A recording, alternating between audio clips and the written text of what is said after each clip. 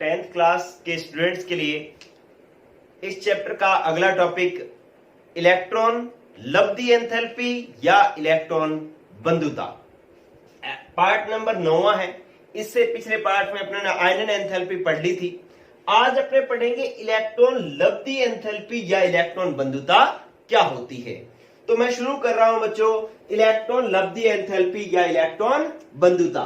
इधर गौर करो कि ये मेरे पास एक नाभिक है और इस परमाणु नाभिक के बाहर कोश है, तो ये एक परमाणु हो गया, ठीक है। और ये परमाणु कैसा है? एक उदासीन परमाणु है। कैसा परमाणु है बच्चों? उदासीन परमाणु है।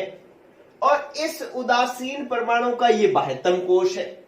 बाह्यतम कोश में मैं एक इलेक्ट्रॉन ला करके, कहीं से अनंत से ला करके एक इलेक्ट्रॉन इसके अंदर जोड़ना चाहता हूं, ठीक है। ये मैं इलेक्ट्रॉन क्या कर रहा हूं बच्चों? जोड़ रहा हूं। उदासीन परमाणु के बाह्यतम कोश में इलेक्ट्रॉन ला करके जोड़ रहा हूं। जब मैं ऐसा करूंगा ना, जब मैं इसके अंदर बाह्यतम कोश में इलेक्ट्रॉन ला करके जोड़ूंगा तो क्या होगा? तो इसके अंदर ऊर्जा निकलेगी। ऊर्जा क्या होगी? निकलेगी, ठीक है। ये आपको ज्यादा अच्छा तो ये रहेगा कि आप लिखो कि ऊर्जा परिवर्तन होगा, क्योंकि कई बार ऊर्जा अवशोषित भी होती है और कई बार ऊर्जा निकलती भी है, ठीक है। तो जो ऊर्जा परिवर्तन होगा, ऐसे कर लेता हूं मैं कि जो ऊर्जा परिवर्तन होगा उस ऊर्जा परिवर्तन को ही मैं इलेक्ट्रॉन लब्धी एंथैल्पी कहता हूं। इलेक्ट्रॉन लब्धी एंथैल्पी कहता हूं। ध्यान रहे बच्चों कि सामान्यतः ऊर्जा क्या होती है? सामान्यतः ऊर्जा निकलती है, लेकिन कई बार कई जगह ऐसी है जहां पर ऊर्जा अवशोषित भी होती है।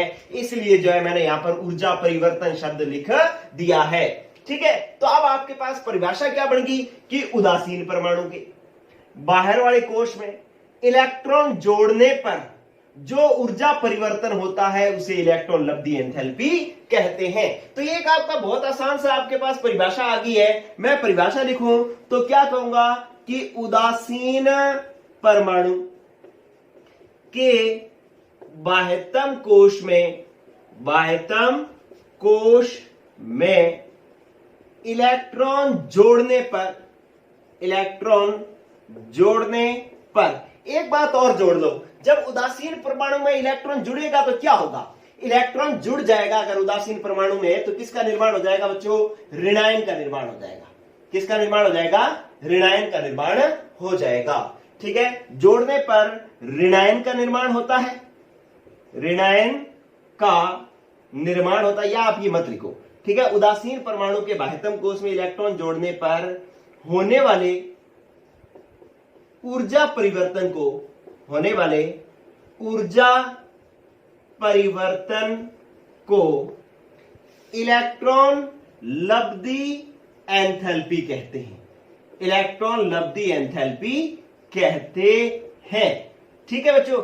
इससे अपने कह सकते हैं कि इससे किसका निर्माण होता है? इससे ऋणायन का निर्माण होता है। किसका निर्माण होता है बच्चों?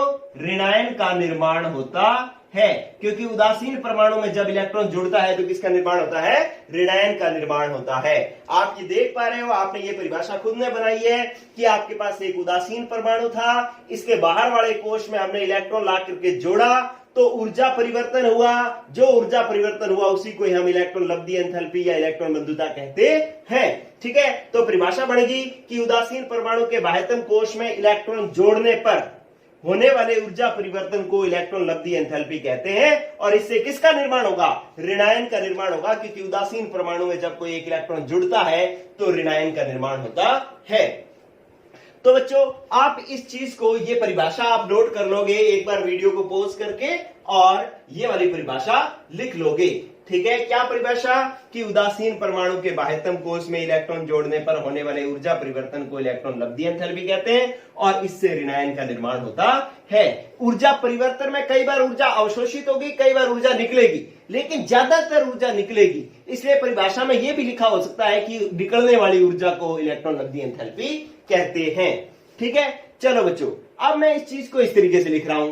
देखो जो मैंने अभी बात बताई है ना, इसी को मैं ऐसे लिख रहा हूं कि इसका मतलब यह हुआ कि आपके पास उदासीन परमाणु था, उदासीन परमाणु था, आपने उसके अंदर क्या कर दिया, इलेक्ट्रॉन जोड़ दिया, तो किसका निर्माण हुआ, ऋणायन का निर्माण हुआ, और साथ में क्या हुआ, ऊर्जा मुक्त हुई। क्या हुई, ऊर्जा मुक्त हुई। मुक्त होने का मतलब क्या होता है, निकली, ऊर्जा मुक्त हुई। ये जो ऊर्जा मुक्त होती है इसी को ही हम क्या कहते हैं, इलेक्ट्रॉन लब्धि एंथैल्पी कहते हैं। इलेक्ट्रॉन लब्धि एंथैल्पी कहते हैं। ठीक है, कि उदासीन परमाणु में इलेक्ट्रॉन जोड़ोगे तो ऋणायन का निर्माण होगा और ऊर्जा मुक्त होगी। जो ऊर्जा मुक्त होगी उसी को अपने इलेक्ट्रॉन लब्धि एंथैल्पी या इलेक्ट्रॉन बंधुता कहते हैं।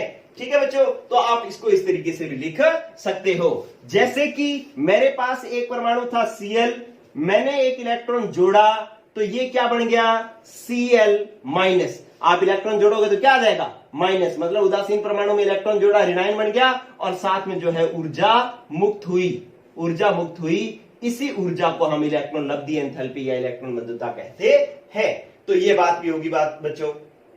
अब देखो, इसकी गणना एक मोल परमाणुओं के लिए की जाती है, इसलिए मान लो एक मोल परमाणु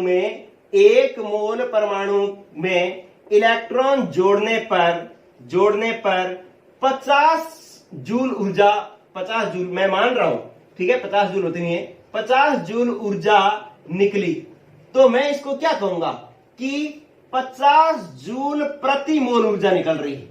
50 जूल प्रति मोल ऊर्जा निकल रही है। तो इससे हमारे पास इकाई बन गई क्या, कि इलेक्ट्रॉन लब्धि एंथैल्पी की इकाई बन गई, कि ऊपर तो किसकी इकाई आएगी बच्चों, जूल की, ऊपर तो ऊर्जा की इकाई आएगी, नीचे मोल लिखा जाएगा, भाई एक मोल इलेक्ट्रॉन में क्या हुआ। ठीक है, तो इसकी इकाई जो है वो जूल प्रति मोल हो सकती है, क्योंकि ऊर्जा प्रति मोल इलेक्ट्रॉन में जो निकलेगी वो, या ऊर्जा की इकाई तो कैलोरी भी होती है, ठीक है, तो कैलोरी प्रति मोल भी हो सकता है, और ऊर्जा की इकाई इलेक्ट्रॉन वोल्ट भी होती है, तो इसको अपने ऐसे भी लिख सकते हैं, इलेक्ट्रॉन वोल्ट प्रति मोल, इलेक्ट्रॉन वोल्ट प्रति मोल। ये जो निशान लगता है बटा में है, इसका मतलब क्या है, मोल किसके में है, बटा में है, इलेक्ट्रॉन वोल्ट बटा मोल, इलेक्ट्रॉन वोल्ट प्रति मोल। तो ये इकाई भी हो सकती है, ये इकाई भी हो सकती है, और ये इकाई भी हो सकती है। ठीक है बच्चों, तो इस तरीके से आपने इलेक्ट्रॉन लब्धि एंथैल्पी और इलेक्ट्रॉन बंधुता समझी होती क्या है, फिर इसकी इकाई क्या होती है। अब आओ आप नेक्स्ट, कि इसको प्रभावित करने वाले कारक, इसको साफ कर रहा हूं मैं, फिर इसको प्रभावित करने वाले कारक। प्रभावित करने वाले कारकों में आपने क्या करना है कि 2 ही कारक पढ़ने होते हैं। कौन कौन से कारक पढ़ने होते हैं, प्रभावित करने वाले कारक, प्रभावित करने वाले कारक। ठीक है, तो इसके अंदर आप 2 कारक पढ़ते होते हो। कौन कौन से कारक पढ़ते हो, एक तो आप पढ़ते होते हो कोषों की संख्या, कोषों की संख्या। ठीक है, देखो बच्चों, आपको ये इलेक्ट्रॉन ला करके यहां पर जोड़ना है, इलेक्ट्रॉन यहां पर जोड़ना है, तो ये इलेक्ट्रॉन यहां पर किससे जुड़ेगा, ऐसा थोड़ी कि इलेक्ट्रॉन को ला करके यहां पे बांध दोगे, नहीं, ये इलेक्ट्रॉन किससे बंधेगा, इस नाभिक के आकर्षण से बंधेगा। किससे बंधेगा, इस नाभिक के आकर्षण से। अगर ये नाभिक नजदीक होगा तो ये इलेक्ट्रॉन इस नाभिक के आकर्षण में ज्यादा आएगा और मतलब मजबूती से बंधेगा। ठीक है, और अगर ये इलेक्ट्रॉन जो है नाभिक दूर हुआ तो ये इलेक्ट्रॉन मुश्किल से जुड़ेगा। ठीक है, आपको ये समझना है कि जैसे मैंने मान लो 2 परमाणु बना लिए, एक ये नाभिक है और ये बाहर एक कोश है। एक मैंने परमाणु बना लिया जिसके अंदर ये नाभिक, इसके बाहर ये 3 कोश है। अब एक तो इलेक्ट्रॉन इसमें ला करके जोड़ना है, एक इलेक्ट्रॉन इसमें ला करके जोड़ना है, तो किस में आसान होगा, देखो इसमें इलेक्ट्रॉन जोड़ना आसान होगा क्योंकि नाभिक पास में ही है। ठीक है, इसमें नाभिक क्या हो गया, दूर, तो यहां पर इलेक्ट्रॉन जोड़ना क्या हो गया, मुश्किल। तो हम ये समझेंगे कि यहां पर नाभिक नजदीक है, इसलिए इलेक्ट्रॉन जोड़ना क्या होगा बच्चों, आसान। ठीक है, और यहां पर जो इलेक्ट्रॉन जोड़ना जो है वो क्या है, इलेक्ट्रॉन जोड़ना है मुश्किल। इलेक्ट्रॉन जोड़ना यहां पर क्या हो गया बच्चों, मुश्किल। ठीक है, तो अब आपको एक बात जाननी है कि जिसमें इलेक्ट्रॉन जोड़ना जितना आसान होगा उसमें उतनी ही ज्यादा ऊर्जा निकलेगी। ठीक है, आपको एक बात जान लेनी है कि इलेक्ट्रॉन जोड़ने पर, आपने कहा था कि इलेक्ट्रॉन जोड़ने पर जो ऊर्जा निकलती है उसको अपने इलेक्ट्रॉन बंधुता कहते हैं, और जिसमें इलेक्ट्रॉन आसानी से जुड़ेगा उसमें ऊर्जा ज्यादा निकलेगी, मतलब इलेक्ट्रॉन बंधुता का मान ज्यादा होगा, इलेक्ट्रॉन लब्धि एंथैल्पी का मान ज्यादा होगा। लेकिन अगर ये इलेक्ट्रॉन मुश्किल से जुड़ता है तो ऊर्जा कम निकलेगी और इलेक्ट्रॉन बंधुता का मान कम होगा। अब देखो यहां पर इलेक्ट्रॉन आसानी से जुड़ रहा है, आसानी से जुड़ रहा है तो ऊर्जा अधिक निकलेगी, मतलब इलेक्ट्रॉन बंधुता का मान ज्यादा होगा। इलेक्ट्रॉन लब्धि एंथैल्पी या इलेक्ट्रॉन बंधुता दोनों का मान मतलब एक ही है, तो इलेक्ट्रॉन बंधुता का मान यहां पर क्या होगा, ज्यादा होगा। लेकिन यहां पर इलेक्ट्रॉन क्या हो रहा है, मुश्किल से जुड़ रहा है, और मुश्किल से जुड़ता है तो आपको पता है कि इलेक्ट्रॉन बंधुता का मान क्या होता है बच्चों, कम होता है, कम ऊर्जा निकलती है। तो यहां पे कोष एक तो इलेक्ट्रॉन बंधुता का मान ज्यादा, यहां पे कोष ज्यादा तो इलेक्ट्रॉन बंधुता का मान कम, तो इसका मतलब कोषों की संख्या ज्यादा होती है तो इलेक्ट्रॉन बंधुता का मान कम होता है। उल्टे हो गए एक दूसरे के, उल्टे होते हैं तो आप क्या लिखते हो, व्युत्क्रमानुपाती। ठीक है, क्या लिखते हो, व्युत्क्रमानुपाती, मतलब जैसे जैसे कोषों की संख्या बढ़ेगी वैसे वैसे इलेक्ट्रॉन बंधुता का मान घटेगा। ठीक है, तो एक बात तो आपने ये सीख ली। वीडियो रोक करके बच्चों ये भी आप नोट करोगे। इसके बाद मैं आपको पढ़ा रहा हूं नेक्स्ट, कोषों की संख्या के बाद आ रहा है प्रभावी नाभिकीय आवेश। ये चीज समझ लेना, इलेक्ट्रॉन आसानी से जुड़ता है तो ऊर्जा ज्यादा निकलती है, इलेक्ट्रॉन मुश्किल से जुड़ता है तो ऊर्जा कम निकलती है। बस ये तो हर जगह ही काम में आएगी बात। चलो दूसरी बात मैं आपको बता रहा हूं, इधर गौर करना बच्चों कि अब आपको दूसरा कारक मैं बता रहा हूं, प्रभावी नाभिकीय आवेश। प्रभावी नाभिकीय आवेश, देखो प्रभावी नाभिकीय आवेश में क्या होगा बच्चों कि आप पहले एक नाभिक बनाओ, मैं दो परमाणु बना रहा हूं जिसके अंदर एक मैंने नाभिक बनाया, बार बार वही एग्जांपल ले रहा हूं कि इसके अंदर 11 प्रोटॉन है और बाहर 3 कोश है। नाभिक में कितने प्रोटॉन है, 11 प्रोटॉन है और बाहर 3 कोश है, 1 2 और 3। ठीक है, और दूसरा जो है इसके अंदर आपके पास 17 प्रोटॉन है इसके नाभिक में और इसके बाहर भी 3 कोश है। 3 कोश बनाए मैंने, 1 2 और 3। इधर देखो बच्चों, आपको इसमें भी इलेक्ट्रॉन ला करके जोड़ना है, यहां पर भी तो क्या करना है, एक इलेक्ट्रॉन ला करके जोड़ना है और यहां पर भी इलेक्ट्रॉन जोड़ना है। इलेक्ट्रॉन पर कौन सा आवेश होता है, माइनस, अंदर क्या है, प्लस। अरे ये 17 प्लस इस इलेक्ट्रॉन को आसानी से 11 प्लस इलेक्ट्रॉन को आसानी से जोड़ेगा या 17 प्लस इलेक्ट्रॉन को आसानी से जोड़ेगा, जिस पर ज्यादा प्लस होगा वही तो माइनस को ज्यादा आकर्षित करेगा ना। तो यहां पर तो इलेक्ट्रॉन 17 प्लस तो इलेक्ट्रॉन को फटाक से खींच लेगा और ये इलेक्ट्रॉन तो जुड़ेगा बच्चों आसानी से, ये इलेक्ट्रॉन तो क्या जुड़ेगा, आसानी से जुड़ेगा। क्यों, क्योंकि 17 प्लस है, 17 प्लस तो इलेक्ट्रॉन को फटाक से खींच लेगा, आसानी से जुड़ेगा। तो आपको पता है कि इलेक्ट्रॉन आसानी से जुड़ता है तो क्या होता है, इलेक्ट्रॉन बंधुता का मान ज्यादा होता है, इलेक्ट्रॉन बंधुता का मान ज्यादा होता है। लेकिन यहां पर 11 ही प्रोटॉन है, 11 प्रोटॉन है तो ये इलेक्ट्रॉन क्या होगा, मुश्किल से जुड़ेगा। इलेक्ट्रॉन क्या होगा, मुश्किल से जुड़ेगा, और मुश्किल से जुड़ेगा तो इलेक्ट्रॉन बंधुता का मान क्या हो जाएगा बच्चों, इलेक्ट्रॉन बंधुता का मान हो जाएगा कम। ठीक है, यहां पर प्रभावी नाभिकीय आवेश, यहां पर नाभिकीय आवेश कितना था, नाभिकीय आवेश कितना था बच्चों, 11। यहां पे नाभिकीय आवेश कितना था, 17। तो आप देखो 11 कम है नाभिकीय आवेश तो इलेक्ट्रॉन बंधुता का मान भी कम है, यहां पर नाभिकीय आवेश 17 है तो इलेक्ट्रॉन बंधुता का मान भी ज्यादा है। ये ज्यादा तो ज्यादा, कम तो कम, दोनों एक जैसे हो गए, कम तो कम ज्यादा तो ज्यादा। तो इसको अपने क्या कहते होते हैं, जब दोनों एक जैसे हो तो क्या कहते होते हैं अपने, इसको कहते हैं समानुपाती। और समानुपाती को लिखते कैसे हैं, समानुपाती को ऐसे लिखते हैं, यूं समानुपाती का निशान लगाते हैं और बाद में आगे लिख देंगे इलेक्ट्रॉन बंधुता या इलेक्ट्रॉन लब्धि एंथैल्पी। ठीक है बच्चों, तो आपके पास कोषों की संख्या बढ़ेगी तो इलेक्ट्रॉन बंधुता का मान घटेगा, लेकिन प्रभावी नाभिकीय आवेश बढ़ेगा तो इलेक्ट्रॉन बंधुता का मान भी बढ़ेगा। चलो भाई, अब आपने देखते हैं कि आवर्त में और वर्ग में इलेक्ट्रॉन बंधुता के मान में क्या परिवर्तन आता है। ये चीजें आप अच्छे से नोट कर लेना, ऐसे बना लिया करो बच्चों। ठीक है, 10th क्लास के बच्चे जो है वो रिप्लाई नहीं करते कोई भी। ठीक है, आप 10th क्लास वाले बच्चे रिप्लाई करो बच्चों, ताकि पता लगे कि कौन कौन बच्चे हैं जो तैयारी कर रहे हैं। ठीक है, मैंने पिछली वीडियो में भी कहा था कि आप लोग अपना नाम लिख करके और कहां से हो ये लिख करके मैसेज रिप्लाई किया करो, कमेंट किया करो बच्चों। चलो फिर आप देखो कि अगली बात जो है, अपने पास आवर्त सारणी में किस प्रकार से बदलते हैं।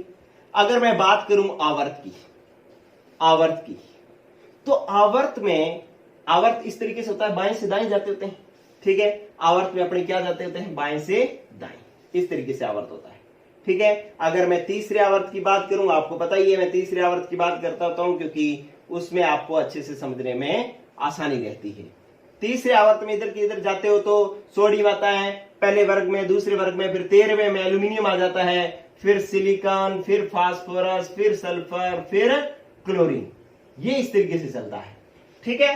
तो इसके अंदर जो अपने पास ये पहले का सोडियम का परमाणु क्रमांक क्या होता है, 11, इसका 12, 13, 14, 15, 16, 17। तो यहां पर आवर्त में आप किधर से किधर जा रहे हो बच्चों, आवर्त में आप जा रहे हो बाएं से दाएं, बाएं से दाएं जा रहे हो, ठीक है। इससे इधर मतलब बाएं से दाएं ऐसे जा रहे हो, ऐसे जा रहे हो तो आप ये देख रहे हो कि नाभिकीय आवेश क्या होता जा रहा है, बढ़ता जा रहा है। नाभिकीय आवेश क्या हो रहा है बच्चों, बढ़ रहा है। और नाभिकीय आवेश बढ़ता है तो इलेक्ट्रॉन जोड़ना क्या होता जाता है, आसान। इलेक्ट्रॉन जोड़ना आसान होता जाता है, तो यहां पर बाएं से दाएं जाओगे तो इलेक्ट्रॉन जोड़ना होगा आसान, और इलेक्ट्रॉन जोड़ना आसान होता है तो इलेक्ट्रॉन बंधुता का मान क्या होता है बच्चों, बढ़ता है। इलेक्ट्रॉन बंधुता का मान क्या होता है, बढ़ता है। तो इसका मतलब है आप आवर्त में बाएं से दाएं जाओगे तो इलेक्ट्रॉन बंधुता का मान क्या होता है, बढ़ता है। क्यों बढ़ता है, आपसे पूछेगा जाएगा पेपर में प्रश्न कि आवर्त सारणी में आवर्त में बाएं से दाएं जाने पर इलेक्ट्रॉन बंधुता में क्या परिवर्तन आता है, तो आप कहोगे बढ़ता है। आपसे पूछ रहे क्यों बढ़ता है, तो आप कहोगे कि नाभिकीय आवेश बढ़ता है। अगर प्रभावी नाभिकीय आवेश शब्द लगा दो तो और भी बढ़िया है, आप कह दो प्रभावी नाभिकीय आवेश बढ़ता है, इसलिए इलेक्ट्रॉन बंधुता का मान भी बढ़ता है, ठीक है। तो ये आवर्त की बात हो गई। फिर आप इसको नोट कर लेंगे। नेक्स्ट देखो, नेक्स्ट है अपने पास वर्ग। वर्ग में क्या करते हैं, ऊपर से नीचे आते हैं, लेकिन यहां पर इलेक्ट्रॉन बंधुता में ध्यान रखना, हालांकि काफी कुछ है इसके बारे में, आपके 10th में इतना ही ध्यान रखना है अपने को। आगे जब आप 11वीं में साइंस लोगे तो मैं इसको बहुत बढ़िया डिटेल से पढ़ाऊंगा। वर्ग में क्या करते हैं, ऊपर से नीचे आने पर क्या होता है कि इसमें अनियमितता रहती है, कई बार बढ़ जाता है, कई बार घट जाता है, तो इसको अपने सीधा ही ध्यान रख लो कि ये अनियमित रहता है, ठीक है। इसमें क्या क्या परिवर्तन आता है वो आप आगे की क्लासों में पढ़ोगे, 11वीं में पढ़ोगे, ठीक है। तो आवर्त में तो बाएं से दाएं जाने पर इलेक्ट्रॉन बंधुता का मान बढ़ता है, लेकिन वर्ग में ऊपर से नीचे आने पर अनियमित ही रहता है, ठीक है। तो ये बात होगी इलेक्ट्रॉन बंधुता की बच्चों कंप्लीट। इलेक्ट्रॉन लब्धि एंथैल्पी या इलेक्ट्रॉन बंधुता की बात होगी कंप्लीट। अब आपको एक मैं प्रश्न करवा रहा हूं कि इलेक्ट्रॉन लब्धि एंथैल्पी और आयनन एंथैल्पी में क्या अंतर है। कई बार ऐसा प्रश्न पूछ लिया जाता है, ठीक है। तो आपसे पूछ लिया जाए कि आयनन एंथैल्पी और इलेक्ट्रॉन लब्धि एंथैल्पी में क्या अंतर है। लब्धि एंथैल्पी में अंतर है, ठीक है। तो आपको क्या करना है, क्या अंतर होता है बताओ फटाफट। कि पहला अंतर, यहां पर इलेक्ट्रॉन क्या किया जाता है, इलेक्ट्रॉन निकालना होता है। इलेक्ट्रॉन क्या किया जाता है बच्चों, निकाला जाता है, ठीक है। आयनन एंथैल्पी में इलेक्ट्रॉन निकाला जाता है, इलेक्ट्रॉन लब्धि एंथैल्पी में इलेक्ट्रॉन जोड़ा जाता है, ठीक है। अब जब इसमें इलेक्ट्रॉन निकाला जाएगा तो किसका निर्माण होता है, इसमें धनायन का निर्माण होता है, धनायन का निर्माण होता है। और इसमें जब इलेक्ट्रॉन जोड़ा जाएगा तो किसका निर्माण होगा बच्चों, ऋणायन का निर्माण होता है, ऋणायन का निर्माण होता है, ठीक है। तो इसमें जब इलेक्ट्रॉन निकाला जाता है तो ऊर्जा लगती है, इसमें ऊर्जा क्या लगानी पड़ती है, ऊर्जा लगानी पड़ती है। या मैं कहूं कि ऊर्जा क्या होती है, अवशोषित होती है। इसके अंदर तो इसमें क्या होती है, ऊर्जा अवशोषित होती है। लेकिन इसके अंदर ऊर्जा क्या होती है बच्चों, ऊर्जा निकलती है। इलेक्ट्रॉन बंधुता के अंदर जब इलेक्ट्रॉन जोड़ा जाता है तो ऊर्जा क्या होती है, निकलती है, ठीक है। तो जैसे मान लो ये आपके पास उदासीन परमाणु है, उदासीन परमाणु, और इसमें से इसको अगर आप क्या दो, आयनन एंथैल्पी दो, क्या दो बच्चों, आयनन एंथैल्पी, तो क्या हो जाएगा, इससे एक इलेक्ट्रॉन निकल जाएगा और धनायन का निर्माण हो जाएगा, धनायन का निर्माण हो जाएगा, ठीक है। इसकी कहानी तो ये रहती है। लेकिन इसकी कहानी क्या रहती है कि अगर उदासीन परमाणु में उदासीन परमाणु में यहाँ पे क्या किया जाता है, इलेक्ट्रॉन जोड़ा जाता है। इलेक्ट्रॉन जोड़ा जाता है तो किसका निर्माण होता है, ऋणायन का, और प्लस में ऊर्जा मुक्त होती है, और जो ऊर्जा मुक्त होती है उसी को अपने इलेक्ट्रॉन बंधुता कहते हैं। ठीक है, तो इसमें धनायन का निर्माण हो रहा है, इसमें ऋणायन का निर्माण हो रहा है। ये इसमें इलेक्ट्रॉन निकल रहा है, यहाँ पर इलेक्ट्रॉन जुड़ रहा है। ठीक है, तो ये इसके अंदर अंतर रहता है। दोनों की इकाई एक जैसी रहती है, जूल प्रति मोल, कैलोरी प्रति मोल, इलेक्ट्रॉन वोल्ट प्रति मोल दोनों में समान रहती है। ठीक है, तो ये आज की क्लास हुई कंप्लीट बच्चों। कल अपने पढ़ेंगे विद्युत ऋणता। 1-2 दिन में चैप्टर खत्म हो जाएगा आपका, तो इसलिए आप जो 10th क्लास के बच्चे वीडियो देख रहे हैं प्लीज वो रिप्लाई करें, बताएं कि उनको समझ में आ रहा है नहीं आ रहा है, कोई चीज अच्छी लग रही है तो भी बताएं और बुरी लग रही है तो भी बताएं। गुड लक बच्चों।